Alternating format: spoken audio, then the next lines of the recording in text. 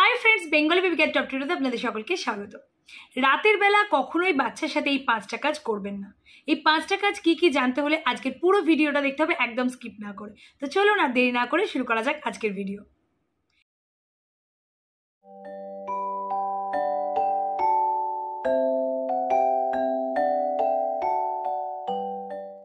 এই 5টা কাজের মধ্যে নাম্বার 1 হলো কখনোই বাচ্চাকে রাতের বেলা কোনো ধরনের ফল খাওয়াবেন না।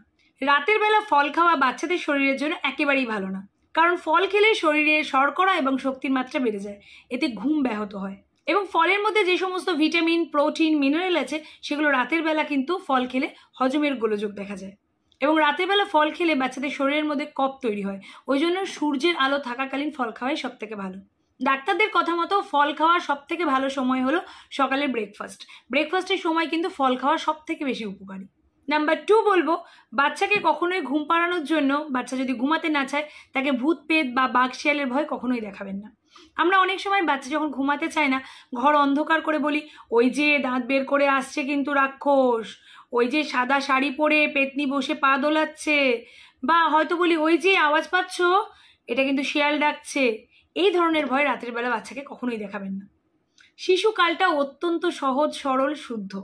তো শিশুকালে যদি আমরা কোনো সময় ছোট বয়সে এরকম ভূত পেত রাক্ষসের মতো ভয়ানক গল্প শুনে থাকি, সেটা কিন্তু আমাদের সারা জীবন মনে ছবির মতো গেঁথে থাকে। একটা জিনিস খেয়াল করে দেখবেন, যে শিশুকে আপনি ভয় দেখাচ্ছেন সে কিন্তু অন্যান্য শিশুর তুলনায় একটু শান্ত স্বভাবের হবে, ধীর স্বভাবের হবে, এবং তার দেখবেন মনের মধ্যে সবসময় একটা আতঙ্ক, ভয় থাকবে। এটা কিন্তু একেবারেই বাচ্চাদের লক্ষণ হিসেবে ভালো না। এতে কি হবে, সেই সমস্ত বাচ্চাদের বৃদ্ধি এবং বুদ্ধি দুটোই কমে যাবে। এবং শুনলে অবাক হবেন, অতিরিক্ত ভয় থেকে মানুষের মস্তিষ্কের মধ্যে রক্তক্ষরণ হয়ে অকাল মৃত্যু পর্যন্ত ঘটতে পারে। তাই আমি রিকোয়েস্ট করব, বাচ্চাদের একেবারেই ভূতের ভয় দেখাবেন না। নাম্বার 3 বলবো, বাচ্চাদের ঘুমাতে যাওয়ার আগে কখনো মোবাইল ফোন দেখতে দেবেন না। রাতে শুতে যাওয়ার আগে বাচ্চাদের স্মার্টফোন দেখানোর জন্য কিন্তু বাচ্চাদের ঘুমের ব্যাঘাত ঘটে। দিনের পর দিন যদি শিশু শুতে যাওয়ার আগে ফোন দেখে, অপর্যাপ্ত ঘুমের কারণে কিন্তু শিশুদের শারীরিক সমস্যা, এমনকি মানসিক সমস্যাও দেখা দেয়। রেগুলার শুতে যাওয়ার আগে এই ফোন দেখার ফলে দেখবেন বাচ্চাদের মধ্যে প্রচণ্ড চঞ্চলতা, অস্থিরতা একটা বাড়বে, এবং বাচ্চাদের রোগ প্রতিরোধ ক্ষমতা কমতে থাকবে, চেহারা হতে থাকবে বেঢপ, এবং বাচ্চাদের দেখবেন বৃদ্ধিতেও কিন্তু একটা বাধা হয়ে দাঁড়াবে। এবং রেগুলার রাতে যখন বাচ্চা শুতে যাওয়ার আগে ফোন দেখছে, সেই সমস্ত বাচ্চাদের দেখবেন চোখের তলাটা অনেকটা ঢুকে যাবে এবং কালচে হয়ে যাবে। বাচ্চারা ফোনে জেনারেলি কোনো রকম ভিডিও দেখে, কার্টুন দেখে, বা কোনো ধরনের গেম খেলে। এতে কি হয়, বাচ্চাদের মস্তিষ্ক অনেক বেশি উত্তেজিত হয়ে যায়, চঞ্চল হয়ে যায়, ফলে বাচ্চাদের কিন্তু ঘুম আসতে চায় না চট করে, এবং অতিরিক্ত চঞ্চলতা বেড়ে যায়, দুরন্তপনা অতিরিক্ত করতে থাকে সেই সমস্ত বাচ্চারা। তাই আমি রিকোয়েস্ট করবো, রাতে শুতে যাওয়ার আগে কখনোই বাচ্চার হাতে স্মার্টফোনটা তুলে দেবেন না। নাম্বার 4 বলবো, বাচ্চাকে রাতে শুতে যাওয়ার আগে কখনো চা, কফি জাতীয় পানীয় খেতে দেবেন না। চা ও কফির মধ্যে প্রচুর পরিমাণে ক্যাফেন এবং ট্যানিন থাকে, যা খেলে বাচ্চাদের মধ্যে শরীরের মধ্যে ক্যালসিয়াম এবং অন্যান্য পুষ্টির ঘাটতি শুরু হয়। চা ও কফির মধ্যে প্রচুর পরিমাণে ক্যাফেন এবং ট্যানিন থাকার কারণে বাচ্চাদের শরীরের মধ্যে ক্যালসিয়াম এবং অন্যান্য পুষ্টির কিন্তু ঘাটতি দেখা যায়। এবং ক্যালসিয়ামের অভাবে যে শুধুমাত্র বাচ্চাদের হাড়ই দুর্বল হয়ে যায় তা কিন্তু নয়, বাচ্চাদের এর জন্য দাঁতের ক্ষয় হয়, ডায়াবেটিসের ঝুঁকিও কিন্তু অনেক বেড়ে যায়। খেয়াল করে একটা জিনিস দেখবেন, যে সমস্ত বাচ্চারা রেগুলার চা খায় তারা অনেক বেশি খিটখিটে এবং কারণে অকারণে রেগে যায়। তাই 12 বছর বয়স যতক্ষণ না বাচ্চার হচ্ছে, বাচ্চার হাতে চা ও কফি দিনের বেলায় হোক বা রাতের বেলায় হোক একদম দেবেন না।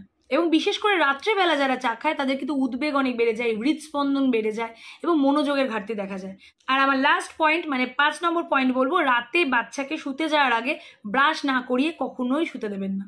বাচ্চাদের রাতে দাঁত ব্রাশ করানোটা খুবই জরুরি, কারণ যখন আমরা যে কোনো খাবার খাই তখন আমাদের মুখের মধ্যে যে ব্যাকটেরিয়া, সেটা আমাদের খাবারের উপস্থিত শর্করাটাকে খায়, যা অ্যাসিড তৈরি করে, যা দাঁতের এনামেল ক্ষয় করে এবং গহ্বর তৈরি করে। এটি প্লেগ জমেও কিন্তু বাড়ে।